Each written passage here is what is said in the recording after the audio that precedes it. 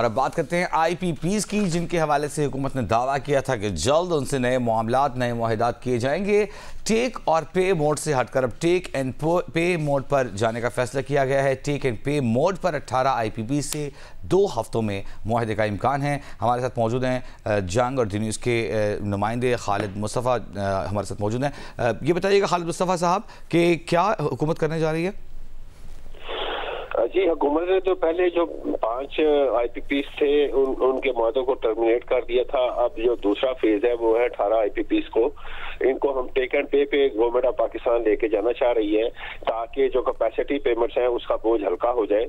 और जब ये टेक एंड पे जाएंगे तो सिर्फ गवर्नमेंट ऑफ पाकिस्तान। अच्छा खालिद मुस्तफ़ा साहब, ये क्लियर कर दीजिए, क्या अभी ये IPPs टेक और पे मोड पर हैं? इस वक्त टेक और पे मोड पे हैं, ठीक है, लेकिन ये 2 हफ्ते के बाद जब टेक एंड पे मोड पर आ जाएंगे तो टेक एंड पे मोड पे जितना आप बिजली लेंगे उतनी अदाई करनी होगी। आसान अल्फाज में अगर हम अपने नाज़रीन को समझाएं तो ऐसा ही होगा। जितनी आप इलेक्ट्रिसिटी उनसे खरीदेंगे सिर्फ उसी के पैसे देंगे, लेकिन इनको ऑपरेशन रखने के लिए कुछ सालाना यानी कि पैसे दिए जाएंगे O&M की मद में, यानी ऑपरेशन एंड मेंटेनेंस की मद में दिए जाएंगे ताकि ये ऑपरेशनल रहें। और ये गवर्नमेंट ऑफ पाकिस्तान इनसे टेक एंड पे के मोड में उस वक्त तक बिजली लेती रहेगी जब तक गवर्नमेंट जो है वो प्राइवेट जो मार्केट है, पावर मार्केट, वो कायम ना कर ले। तो वो भी उसमें भी काफी तेजी से काम कर रहे हैं।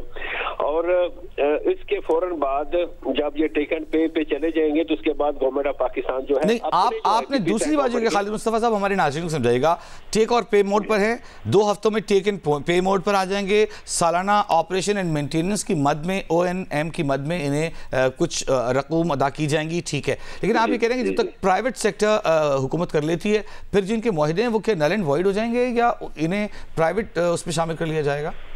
लेकिन जब ये प्राइवेट मार्केट डेवलप हो जाएगी तो फिर गवर्नमेंट जरूरी नहीं है कि इनसे टेक एंड पे के मोड पे खरीदती रहे, लेकिन उस वक्त तक ये नहीं, उन मुआहिदों का खालिद मुस्तफ़ा साहब क्या होगा जो टेक और पे मोड पर किए थे और वो कई साल बाद खत्म हो रहे हैं? नहीं, वो टेक और पे मोड में है ना। अब ये टेक एंड पे मोड नया आएगा ना, जिससे वो टेक और पे मोड जो है वो खत्म हो जाएगा, लेकिन उसके जो माजी के जो भी वाजिबात हैं वो अदा कर दिए जाएंगे। उनमें जो एनर्जी पेमेंट्स है वो दे दी जाएगी और कैपेसिटी पेमेंट्स दे दी जाएंगी, लेकिन इंटरेस्ट पेमेंट्स नहीं दी जाएंगी, उनको बिल्कुल नहीं दी जाएंगी। और उससे ये है कि जो नेक्स्ट फेज आएगा वो गवर्नमेंट के खुद IPPs है, जिसमें न्यूक्लियर पावर प्लांट्स हैं, जिसमें जेनकोज हैं, जिसमें LNG पावर प्लांट्स हैं और जिसमें हाइड्रो पावर प्लांट्स है। तो इनकी जो कैपेसिटी पेमेंट्स है ये बहुत ज्यादा है। यानी न्यूक्लियर पावर प्लांट्स की कैपेसिटी पेमेंट सालाना जो है वो तकरीबन 466 बिलियन की है और हाइड्रो पावर प्लांट्स की जो है वो 450 बिलियन की है और CPEC की 707 बिलियन की है। तो ये मेन चैलेंज ये आगे आ रहा है। तो वो गवर्नमेंट के अपने प्लांट्स जो है, अपने प्लांट्स की मैनेजमेंट के साथ जो भी इन्होंने बैंकों से लोन लिए हुए हैं या क्या ये सूरत हाल हो सकती है कि जो टेक एंड पे मोड पर हैं वो सस्ते पड़ रहे हों और जो गवर्नमेंट के अपने पावर प्लांट्स हैं वो महंगे पड़ रहे हों? हाँ, तो ये अभी उसके बाद इनके साथ भी IPP की तरह ट्रीटमेंट की जाएगी और टेक एंड जो गवर्नमेंट के अपने पावर प्लांट्स हैं इनको भी टेक एंड पे लेके जा रहे हैं ना। ठीक है, बहुत शुक्रिया खालिद मुस्तफ़ा साहब, तफसील से हमें इस अहम मामले से मुताल्लिक़ आगाह कर रहे थे।